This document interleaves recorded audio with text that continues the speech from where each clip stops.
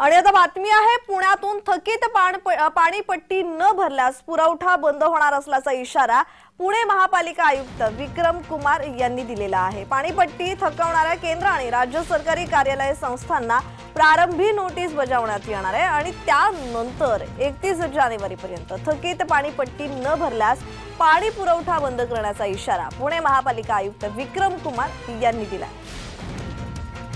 तर थकीत पाणीपट्टी न भरल्यास पुरवठा बंद करण्यात येणार असल्याचा इशारा पुणे महापालिका आयुक्त विक्रम कुमार यांनी दिलेला आहे। त्याचबरोबर पाणीपट्टी थकवणाऱ्या केंद्र आणि राज्य सरकारी कार्यालय संस्थांना प्रारंभी नोटीस बजावण्यात येणार आहे। त्यानंतर 31 जानेवारीपर्यंत थकीत पाणीपट्टी न भरल्यास पाणी पुरवठा बंद करण्याचा इशारा पुणे महापालिका आयुक्त विक्रम कुमार यांनी दिला आहे।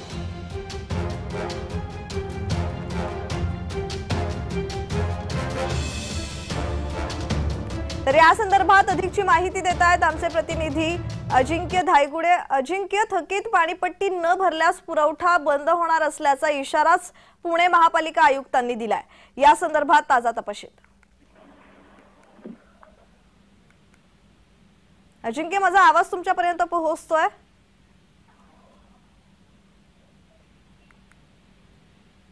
तर काही कारणास्तव अजिंक्य यांचा संपर्क आपल्याशी होत नाहीये। थकीत पाणीपट्टी न भरल्यास पुरवठा बंद करण्याचा इशारा पुणे महापालिका आयुक्त विक्रम कुमार यांनी दिलेला आहे।